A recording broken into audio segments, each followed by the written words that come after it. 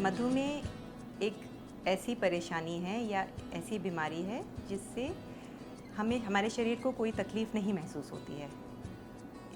ये ऐसी बीमारी नहीं है जिसमें कहीं किसी अंग में आपको दर्द होगा या कोई तकलीफ़ होगी।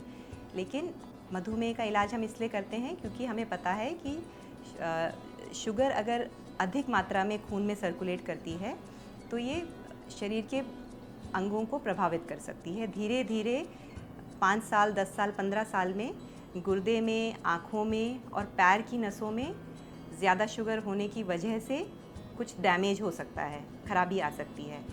तो सबसे कॉमनली जो ऑर्गन प्रभावित है वो है हार्ट डिज़ीज़ का रिस्क मधुमेह के मरीज़ों में हाई हो जाता है। इसका कारण शुगर के अलावा कोलेस्ट्रॉल और ब्लड प्रेशर जो कॉमनली इन मरीज़ों में मिलता है ये है। जिस तरह से हार्ट की बीमारी होती है यानी हार्ट को ब्लड सप्लाई कम होती है, उसी तरह से लकवा होने का और पैर में भी खून का बहाव कम होने का रिस्क रहता है। तो इन सारी बीमारियों को हम मैक्रोवैस्कुलर कॉम्प्लिकेशंस कहते हैं, यानी कि बड़ी खून की धमनियों में खून का बहाव कम होने के इमीडिएट लक्षण दिखते हैं। अगर खून का बहाव हार्ट को एकदम से स्टॉप हो जाता है, उस स्टॉपेज धीरे धीरे ब्लॉकेज शुरू होता है, लेकिन किसी दिन वो अचानक अगर ब्लॉक हो गई कोई आर्टरी तो हार्ट अटैक के फॉर्म में ये प्रेजेंट कर सकता है। इसी तरह ब्रेन की कोई आर्टरी अचानक से अगर ब्लॉक होती है तो स्ट्रोक या लकवा या पैरालिसिस के फॉर्म में प्रेजेंट कर सकता है। तो जिस दिन किसी को परेशानी होती है वो उस दिन या पिछले दिन के कारण न ढूंढे। ये जो है ये पिछले 10 सालों की चेंजेस का असर है। इसी तरह पैर में ब्लड फ्लो कम होने से गैंग्रीन की प्रॉब्लम आ सकती है। दूसरे कॉम्प्लिकेशंस होते हैं जिनको हम माइक्रोवैस्कुलर कहते हैं, जी बहुत ही छोटे वाले वेसल्स के इफेक्ट से होता है। किडनी में बहुत सारे वेसल्स होते हैं, उनमें धीरे धीरे कुछ चेंजेस इस तरह से आते हैं कि किडनी में खराबी आने लगती है और उसका फंक्शन धीरे धीरे कम होने लगता है। तो इसको हम डायबिटिक किडनी डिजीज़ कहते हैं।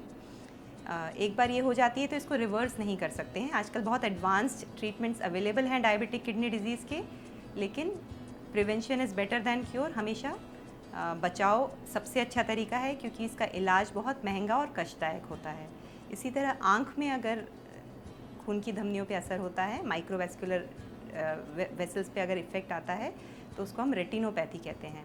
आँख के पर्दे पे शुगर का असर बोला जा सकता है इसको। ये आँख के पर्दे पे और किडनी पे शुगर का जो असर होता है ये शुरुआत के स्टेजेस में पता ही नहीं चलता है। अगर आपकी आँख के पर्दे पे असर है तो ऐसा नहीं है कि आपका नज़र कमज़ोर होने लगेगा, आपको महसूस ही नहीं होगा। वो जब महसूस होता है तो वो तब महसूस होता है जब ब्लीडिंग हो जाती है आँख में, और उस समय विजन इमीडिएटली चली जाती है। उसका कोई बहुत अच्छा इलाज नहीं है। बहुत सारे एडवांसमेंट्स हैं आँख के फील्ड में, पर अगेन ज़रूरी है कि हम साल में कम से कम एक बार आँख के पर्दे की और किडनी के कुछ जांच, जैसे पेशाब में प्रोटीन की मात्रा और क्रिएटिनिन, ये जांच कराते रहें। लक्षण का इंतज़ार ना करें। ये कॉम्प्लिकेशंस जो हैं ये बहुत साइलेंट होते हैं। पैर की नसों पे भी असर हो सकता है। पैर की नसों पे ज़्यादातर जलन या सुनपने के तरह से प्रेजेंटेशन होता है।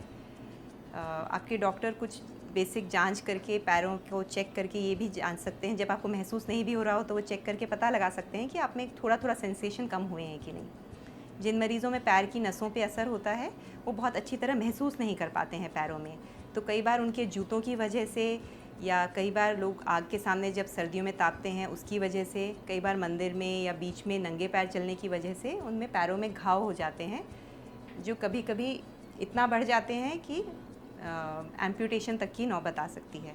तो ये सब सारे कॉम्प्लिकेशन हमें साल में एक बार स्क्रीन करने होते हैं। स्क्रीनिंग का मतलब ये है कि इंतज़ार ना करें लक्षणों का, हर साल चेक ज़रूर कराएं, क्योंकि समय पे जो पैसे खर्च किए जाते हैं वो बाकी लॉन्ग टर्म में पैसे का बचत करते हैं।